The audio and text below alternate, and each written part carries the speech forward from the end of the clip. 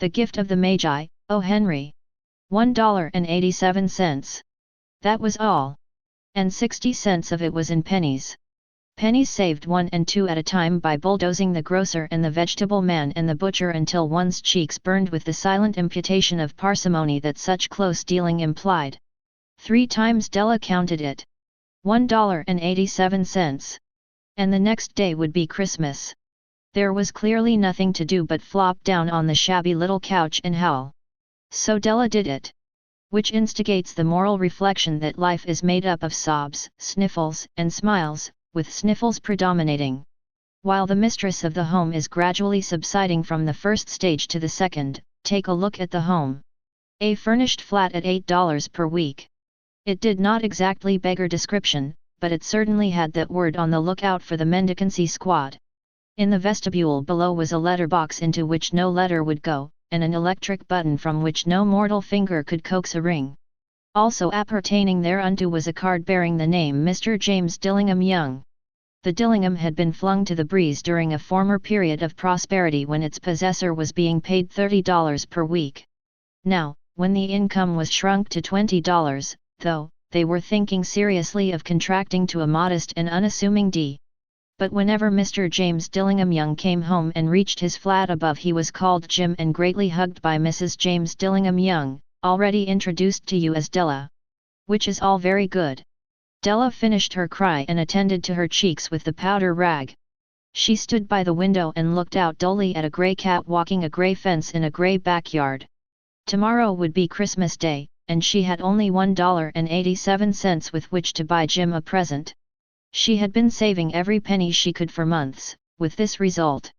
$20 a week doesn't go far. Expenses had been greater than she had calculated. They always are. Only $1.87 to buy a present for Jim. Her Jim. Many a happy hour she had spent planning for something nice for him. Something fine and rare and sterling, something just a little bit near to being worthy of the honor of being owned by Jim. There was a pier glass between the windows of the room. Perhaps you have seen a pier glass in an $8 flat. A very thin and very agile person may, by observing his reflection in a rapid sequence of longitudinal strips, obtain a fairly accurate conception of his looks. Della, being slender, had mastered the art. Suddenly she whirled from the window and stood before the glass. Her eyes were shining brilliantly, but her face had lost its color within 20 seconds. Rapidly she pulled down her hair and let it fall to its full length. Now, there were 2 possessions of the James Dillingham Youngs in which they both took a mighty pride. One was Jim's gold watch that had been his father's and his grandfather's. The other was Della's hair. Had the Queen of Sheba lived in the flat across the Ayers Haft, Della would have let her hair hang out the window some day to dry just to depreciate Her Majesty's jewels and gifts.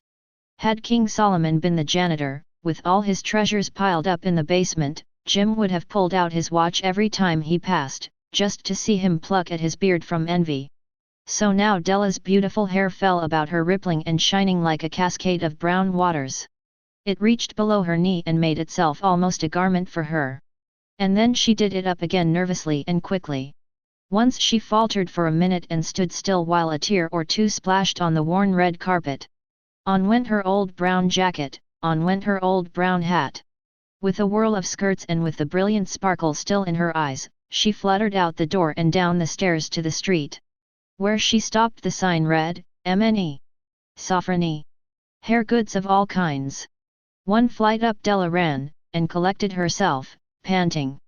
Madam, large, too white, chilly, hardly looked the Sofrony. Will you buy my hair? Asked Della.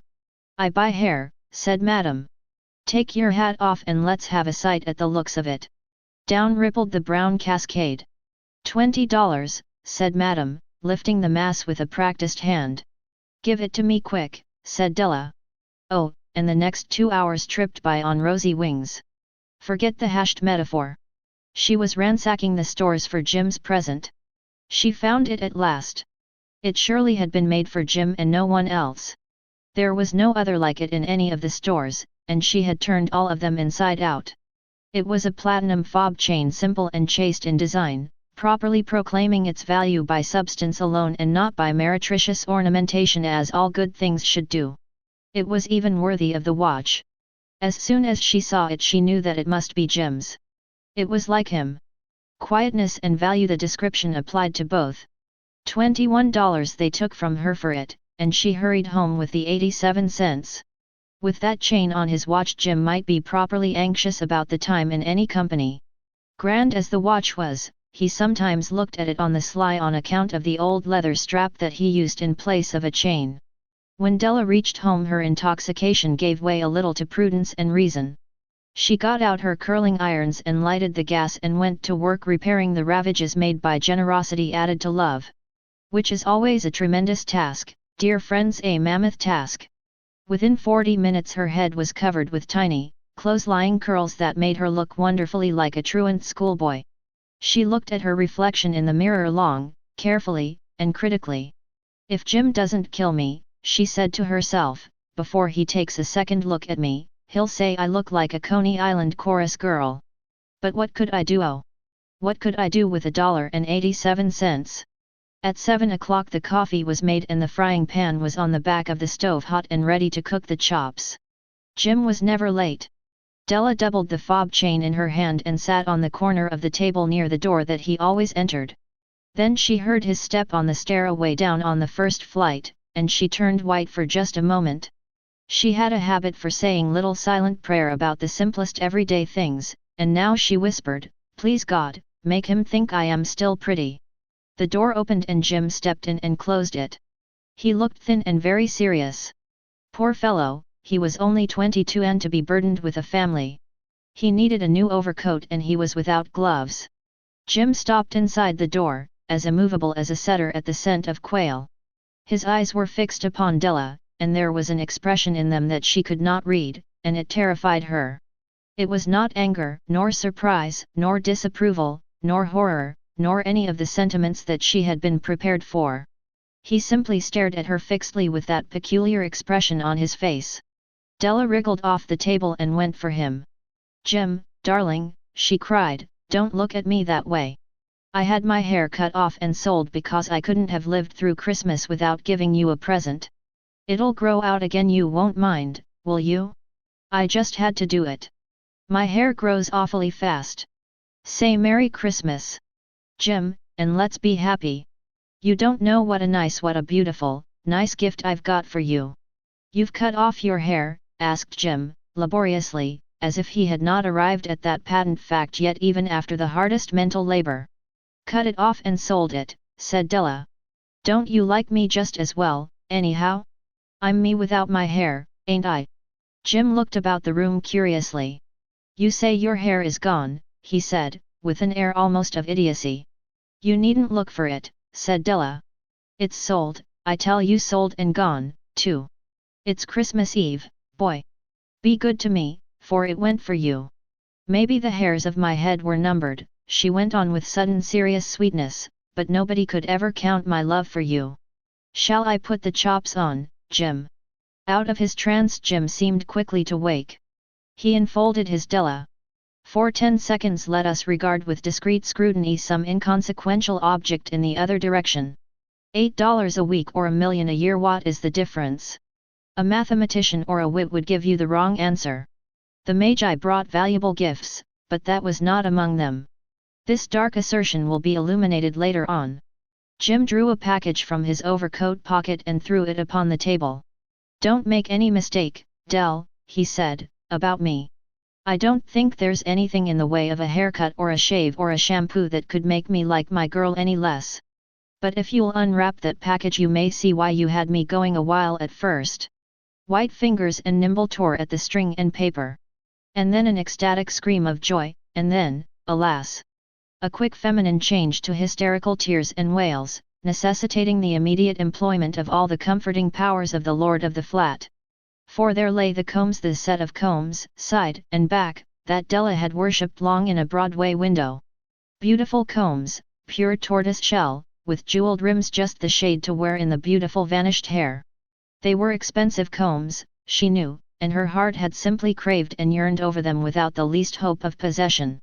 And now, they were hers, but the tresses that should have adorned the coveted adornments were gone. But she hugged them to her bosom, and at length she was able to look up with dim eyes and a smile and say, "My hair grows so fast, Jim." And then Della leaped up like a little singed cat and cried, "Oh, oh!" Jim had not yet seen his beautiful present. She held it out to him eagerly upon her open palm. The dull precious metal seemed to flash with a reflection of her bright and ardent spirit. "Isn't it a dandy, Jim? I hunted all over town to find it. You'll have to look at the time 100 times a day now. Give me your watch. I want to see how it looks on it." Instead of obeying, Jim tumbled down on the couch and put his hands under the back of his head and smiled. "Dell," said he, "let's put our Christmas presents away and keep 'em a while. They're too nice to use just at present. I sold the watch to get the money to buy your combs. And now suppose you put the chops on." The Magi, as you know, were wise men, wonderfully wise men who brought gifts to the babe in the manger. They invented the art of giving Christmas presents.